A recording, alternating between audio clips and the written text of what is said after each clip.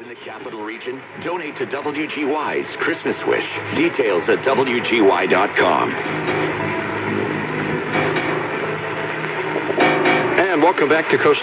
This hour, we'll take your phone calls with Randall Sullivan as we talk about his work, The Curse of Oak Island. How long did it take you to research this, Randall? This is a pretty extensive book. Well, you could say I started back in 2003 when I did the Rolling Stones. That's a good point. I drew on that and things that came in the intervening years, but really, I jumped back into it again when the people making the show asked me to briefly join the cast in the summer of 2016. So between the summer of 2016 and the completion of it earlier this year was the main push. Did you ever think you'd write a book about Oak Island? Well, at the time, I thought way back when I did the Rolling Stone article, I thought maybe I should, but I was under contract to do 2 other books, and my publisher didn't encourage us because, well, they wanted the other 2 books, but I also felt afterward that I'd left a lot on the table. There was a lot. Maybe I'd been a little too gullible about the origin story. Maybe I hadn't been thoroughly enough, and actually that was one of the most satisfying parts of writing this book for me. It was going back and into the available record, which is actually, there's a lot of it there if you know where to look, and confirming to my satisfaction that original origin story was pretty much true, that is what happened, and that there were these 3 young men, Daniel McGinnis and John Smith and Anthony Vaughn, who made this original discovery. And so I was hosting a TV show for the Oprah Winfrey Network, and they had me opposed to this guy Joe Nichols, who's you may have had him on. He's like a big naysayer, Mr. Skeptic, and he had written something about Oak Island, and he made a couple of points I wasn't sure. I didn't feel entirely confident I had the answers, so that made me want to go back and look at it again. It's amazing work, though. Amazing work indeed. FDR, the President FDR, was he involved in this? He was, and he was actually, he was involved in the actual treasure hunt for a while, and he remained interested in it, fascinated by it into his presidency. I mean, after he'd been reelected president, he was still writing, corresponding with the people who were doing this, like the 5th generation of searchers on Oak Island.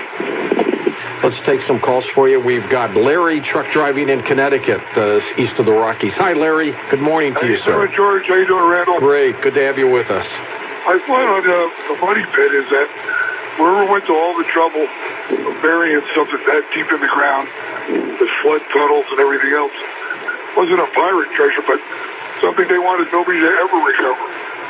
Now, that's a good possibility. What do you think of that, Randall? They didn't want anybody to get it ever. Yeah, well, that thought certainly has come to me. I can remember the first time I stood next to the money pit. Suddenly this thought came into my mind that, maybe they were trying to keep something down there. And, good point. Whatever it was. So, I don't rule that out, even though... What if there are more bodies that they tried to hide? I don't know. But it's inconceivable that you would do such fantastic work for anything less than a fantastic reason.